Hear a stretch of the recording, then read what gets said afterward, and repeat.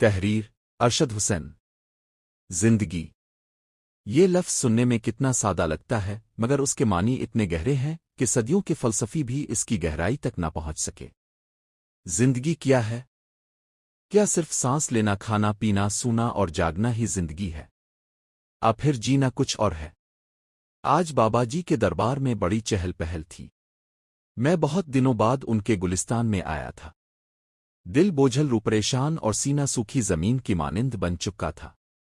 دنیا کے شور اور مصروفیات نے دل کا سکون چھین لیا تھا۔ جب انسان اپنے رب اور اس کے نیک بندوں سے دور ہو جائے تو اندر کا اطمینان بھی رخصت ہو جاتا ہے۔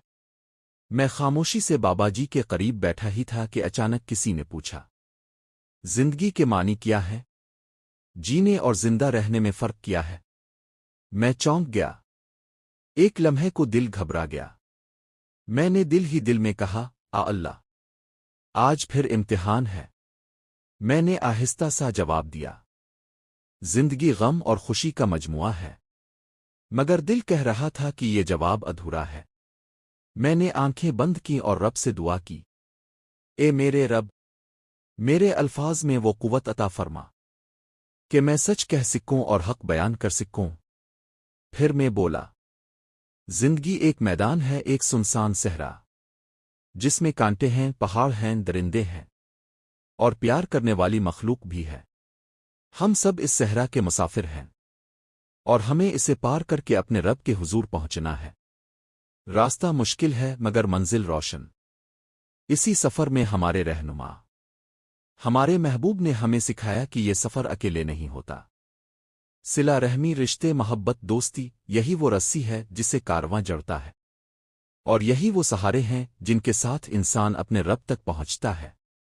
میں کہتا جا رہا تھا اور دل کے اندر سکون اترتا جا رہا تھا۔ میں نے کہا، جینا یہ نہیں کہ خود بچ جاؤ، بلکہ جینا یہ ہے کہ راستے میں بھٹکے ہوئے دلوں کو منزل تک پہنچاؤ، ان کے لیے آسانیاں پیدا کرو، اور جو دکھ میں ہیں ان کے لیے دعا بن جاؤ۔ یہی فرق ہے زندہ رہنے اور جینے میں۔ زندہ رہنا محض سانس لینا ہے، مگر جینا دوسروں کے لیے سانس لینا ہے۔ میں خاموش ہوا تو بابا جی مسکراتے ہوئے فرمانے لگے، بہت خوب برخوردار، لیکن یاد رکھ، رشتے نبھانے، محبت قائم رکھنے اور جینے کا پہلا اصول ہے صبر، اور دوسرا اصول ہے قربانی۔ میں نے حیرت سے پوچھا، کیسی قربانی بابا جی؟ بابا جی نے مسکرا کر فرمایا، اپنی خوشی کی قربانی، اپنے حصے کی قربانی،